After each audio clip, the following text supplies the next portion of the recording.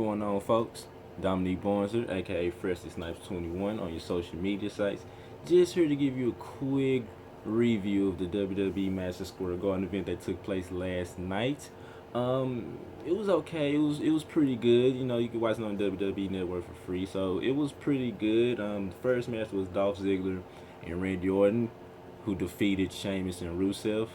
I'm kind of glad they went ahead and just combined these two single feuds into a tag team match.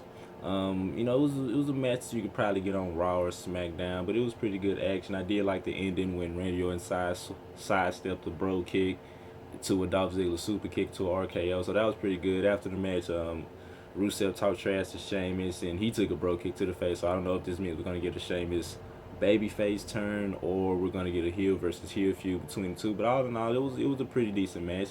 Next up, we had Neville, who defeated Stardust. Now, I like these two. They are very, very entertaining to watch. But at the same time, we see this match on Raw, SmackDown all the time. So it didn't really bring anything new to the card. But I am glad that these two did get a chance to wrestle again. It was pretty entertaining.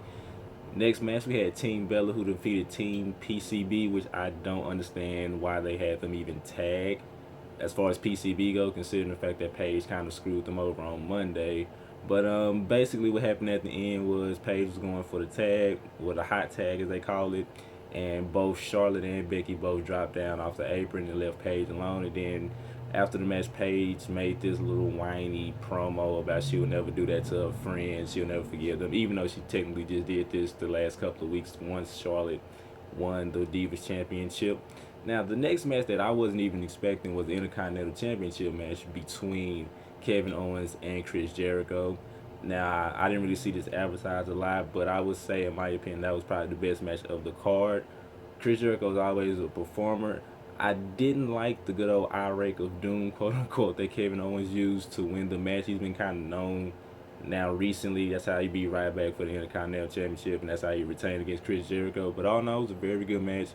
Considering these two never really worked together on TV, maybe they do live events together, but they had a lot of good chemistry, so kudos to them. We had the Dudley Boys, who beat the New Day by disqualification, so that means the New Day is still the tag team champions. I am really loving the New Day right now. They are three of my favorite people to watch in WWE right now. They are very entertaining. But yeah, so I'm assuming what they're gonna do is have the Dudley Boys win at Hell in a Cell. But we'll see what goes on with that now that this event is over with. Now, the most advertised match was Brock Lesnar versus The Big Show, which you would assume was going to be the main event. But everybody knew once this match was announced that it was going to be a squash match, which I had no problem with. You know, The Big Show did have his little momentum where he choke slammed Brock Lesnar 3 times and he kept getting up.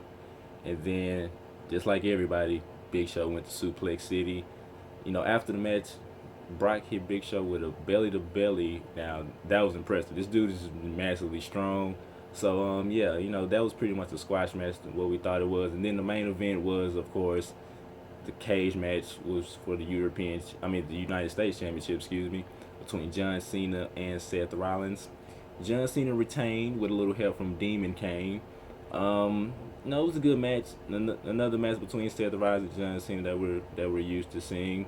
But all in all, it was good around action. You know, it was a nice little pay-per-view. A few matches you could get on Raw that well. We actually have gotten on Raw a few times. So we'll just see what this does to continue the storylines and the feuds that we have. But yeah, that's pretty much it as far as this goes. Like I said, my name is Dominic Barnes. You can catch me on Twitter at FreshlySnipes21. You can check me out on Mo Sports Talk. Go ahead and follow the page at Mo Sports Talk on Facebook and Twitter and Periscope, actually. So I'll see y'all soon. Peace.